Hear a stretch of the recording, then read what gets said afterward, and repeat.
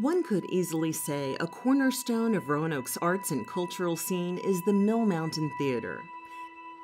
Since its beginning in 1964, the theater has become nationally recognized with over 400 productions under its belt, hosting world and regional premieres, dramatic classics, full-scale musicals, and educational classes for all ages. It's a list of accolades that was threatened early on in the theater's existence. In 1976, the Mill Mountain Playhouse, then located at one of the highest points of the Roanoke Valley, caught fire. The flames destroyed much of the structure, leaving it beyond repair. And I was at a board meeting at Graham White when the theater caught fire. And somebody knew I was down there, and they called me. And I said, okay, what's the problem? They said, the theater's on fire. And I said, all right, I'm coming. And so I took off to the top of the mountain to see what was going on. Well, I remember the day the fire happened, and I was at Towers Mall, and I looked up, and here was all this smoke coming from up there. And just that incredible shock of what was happening there. There have been so many memories up there. So we all kind of, board members who saw that, came from different directions, and we all went up there and thought, oh my God, what will we do next? What will happen? I was at James Madison Junior High School at the time, and Mr. Mormon was our teacher, and he took us out of class, and we walked out into the schoolyard there at Madison and looked up on the mountain and saw the smoke billowing up. And I remember as I guess I was maybe in 8th grade at the time, thinking, oh no, there goes the Playhouse. And Sam Lionberger, who was a local contractor and good guy and very supportive of the arts, had heard that Mill Mountain Theater or Playhouse was burning. And so he got in his car and came up the mountain and was there just about after my father and I arrived. And I said, what's wrong with this building? He said, Tim, it's in violation now. It's in violation of every code you can think of. And he said, I would recommend you dump it. And I said, oh, Sammy, gee, there's heritage and everything. He said, well, then all you got to do is decide what it's worth. And we decided that it wasn't worth $650,000. And we were really, really sad. It was pretty devastating because it was like a shot in the heart. After just a decade of being established, the Playhouse risked losing everything. I was bereft. It was a great loss for the Valley, and I just didn't know what would happen to Mill Mountain Theater when they lost their home. It's tragic. And it's not, I mean, yes, it's the immediate, me, how does this affect me? But I think with theater, to me, the word theater means community. And that's what pushes us open, it pushes our doors open, that it's not just about, me or us. It's truly all these lives and our community that it affects. And I think with that absence of live theater and performing arts, period, there's something missing in a community. If the Mill Mountain Playhouse was going to continue, it needed to find a new home, and it needed to find one fast. A place which was already set up to put on performances. A place where, with a little ingenuity and a lot of perseverance, they could keep bringing art to the area. Luckily for them, there was such a place just down the mountain, waiting to experience new life within its walls. You know, can you imagine being 10 years into your Playhouse company and having sustained yourself and having gotten over the hump of your sustainability and having built the relationship you had with the community, and then have your home just burned to cinder? And sort of the emotional offal and the resiliency that's needed at that point, and the vulnerability from them as a play company to think about what they're going to do and how they're going to proceed from that and pick up those pieces. Quickly, we began to look forward and to explore different things, how we were going to keep that theater alive and what we could do. Then we it came to be a time where we realized that the Grandin Theatre was available. And that was huge, and it was everything to be able to go there. At that time, the company was fairly young. I would say most of the company was in their 20s and maybe early 30s, with the exception of Jim Ayers, who was the artistic director leading us. And the kind of excitement from early career artists, that excitement created a force that seemed to have been attacked. It was like there was this attack on the heart of this playhouse.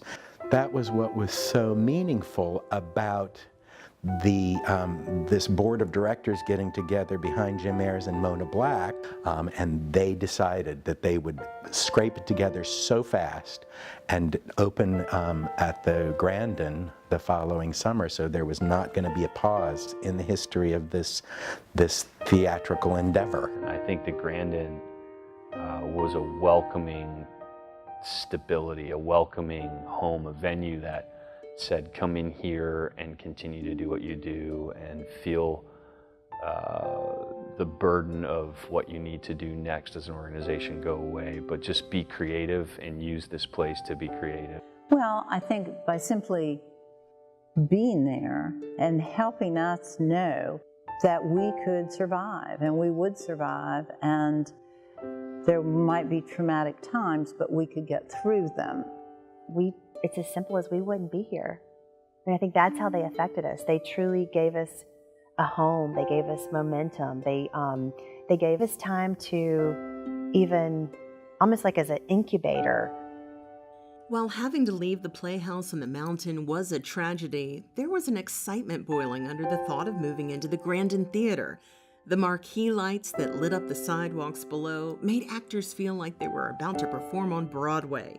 They had a full lobby, dedicated space for concessions, a classic ticket booth, and a venue which fit nearly 700 people. It was a building with history and inspiring regal tones. It truly felt like an answer to their dilemma. I walked into the Grandin Theatre in the summer of 1977 for the first time, and it was one of those incredible, magical places because it was a theater, and it was a theater that had movie ghosts and theater ghosts, and compared to what the space was like in the Playhouse on the mountain, this was huge. It was like Radio City Music Hall or something. Actors are very nomadic people and very adaptable. So the Grandin pretty quickly became our new home. I want to say that one of the seasons was called the Phoenix season, rising from the ashes. Opening night at the Grandin was, I guess it was June 1977. Was a pretty amazing experience because some of the longest running players from the Mountain Days were cast to open this, what they called the Phoenix season, out of the ashes. And we had our usual 10 days of rehearsal to put together a full production of A Funny Thing Happened on the Way to the Forum. Jim Ayers, who was the director at the time, cast this fellow by the name of Doug Patterson, who went on to become an acting legend in the Roanoke Valley. But this was Doug's first show, and he played Pseudolus, which is the role that Zira Mostel made famous. And Doug hit the stage, and the electricity that ignited in that theater was amazing. And the laughter that started turned into hilarity, and the hilarity just rolled and rolled and rolled. It became this snowball. And that night kind of defined a new era. The audience felt it, and I think that set wheels in motion for a tremendous run at the Grandin for those following years. Proving once again what I've always said. Give them a comedy and they're gonna come. I'll fill that house up. Even with all its glamour, behind the scenes of the Grandin Theatre, there was the reality that, although it was in fact a theater, it was not built for live performances. So that, again, going back to just how that building is made, there's all of their practical or utilitarian things are out in the lobby. So the screen and the front of the stage is, that's it. There's no, where do you go to change? Where does an actor go to change? Where does an actor go to use the restroom? For one thing, the stage was not very wide, and there was very little wing space. Because there was no wing space, you had to come from the dressing rooms, which were next door over what is now Spike's. So you had to make sure you didn't smell like a cheeseburger before you got on stage. And if it was raining or windy, you had to come down a flight of stairs, which were outdoor stairs, and then you had to run across the parking lot, and then you had to dive into the building. Meanwhile, there's a dresser running with you holding an umbrella so that your costume doesn't get all splashed and your makeup doesn't start running down your face. And those crew people were amazing. Your daughter, Carrie Kelly, was one of the umbrella holders. I'll never forget the nights we spent together dashing between buildings. But that was a little bit frustrating as a performer, to have to come from a hurricane and look totally composed and ready to sing. But again, the changes and the adaptations would have to be how you design with a limited space, how you costume. How many costume changes will you have if there's no storage? If there's, where are you putting the actors as far as, is it a large cast, is it a small cast?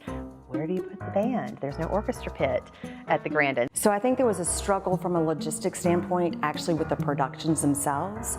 But I also think that the actors at Mill Mountain Playhouse were dedicated to the craft.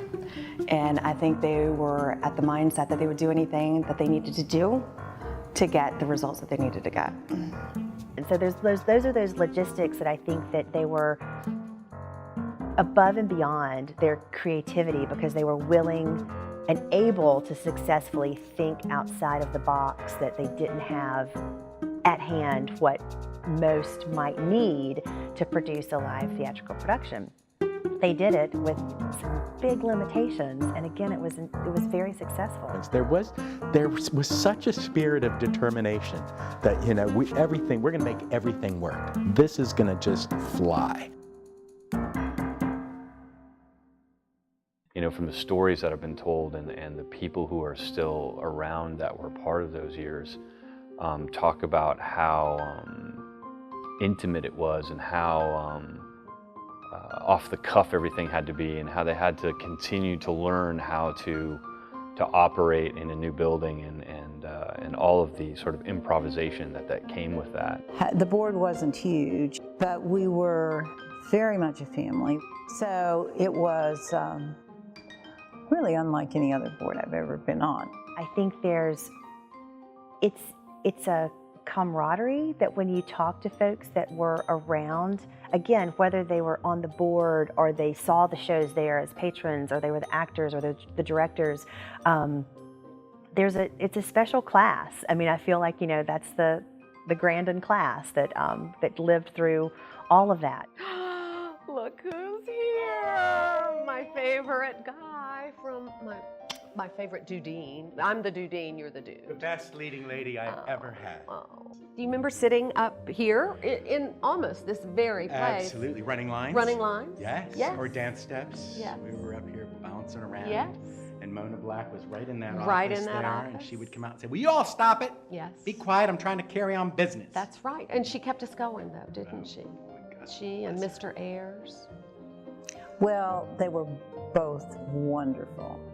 And Mona could procure anything for almost nothing. She could just get people to do all sorts of things.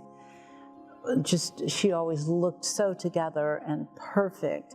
I remember one time when you went up these kind of back dark stairs and going up to talk to Jim about something or another, and he happened to be blocking out the scenes for the play. And I'd just never seen that happen before and didn't quite realize that they wrote it all down and they planned it and they had pictures of it. So that was really a sweet memory of a time with Jim and a learning for me. At the same time, in the 1970s, the Grandin Village was far from the robust community it is today. But the years the Playhouse performed in the theater gave the area a constant attraction the neighborhood could build upon. Mill Mountain Playhouse brought the Grandin back to life. There was a lull here at the Grandin Theatre. When they relocated here, people were like, oh, I'd forgotten the Grandin even existed. I think that the Mill Mountain Playhouse, when they arrived in the Grandin, they brought this vibrancy to it. A lot of people don't know this, but back then the Grandin Village wasn't the vibrant community that it is now. There were vacancies up and down the street. There were boarded up windows, and it didn't have the boutique feel to it, and it certainly wasn't one of the primary mixed-use communities that it is now in Southwest Virginia. So I think having the Mill Mountain Theater or Playhouse at the time come into the building and provide that kind of lifeblood, that pulse to this building, which we consider to be the economic driver for the whole village. And because of the tenure that they had for 8 years, it became stable. Really started bringing large crowds, capacity, attendance, all the things that secondary and tertiary organizations who may want a business or a boutique shop start to look at. When the Mill Mountain Playhouse was here, I think they left a standing imprint on the building. It's what brought people back to the Grandin Theatre. I've been in this position for 8 years, and to think that they left a home, found a home, really recreated a whole movement to rebuilding downtown in 8 years, that's a big wow factor to me. And I thank them for laying the ground for letting us continue. I mean, it's those brains and that men and women power during that time. It's like that's contagious to me. And I think it's still something that I pull upon and feed from, even though I wasn't a part of it. I think that relationship was incredibly important, because I don't know if Mill Mountain Playhouse would have survived if it didn't have a surrogate home to live in and to continue to do what they did until they made it to Center in the Square. So I think the theater was imperative, and I think the two of those organizations, the theater and the Mill Mountain Theater now, I think they're forever intertwined. But there's something that we still hold on to, and it's just this understanding of who we are and who our two organizations are and how we fit together. It's just unspoken. It's just how can I help? There's never any hesitation or, well, I don't know, it's territorial. It's very symbiotic. After sharing a space with the Grandin Theatre for 8 years, everything was in place for Mill Mountain Playhouse to move into its own home in the heart of downtown, Center in the Square, where it would become Mill Mountain Theatre. Although it marked the end of an era for their relationship, a connection between the two lasts to this day. I think there was probably a bittersweet departure when the Playhouse left. I think it was probably sad in some ways and exciting in some ways. We're going to go down. We have a brand new theater of our own. We're moving into a brand new building. We're going to be downtown again.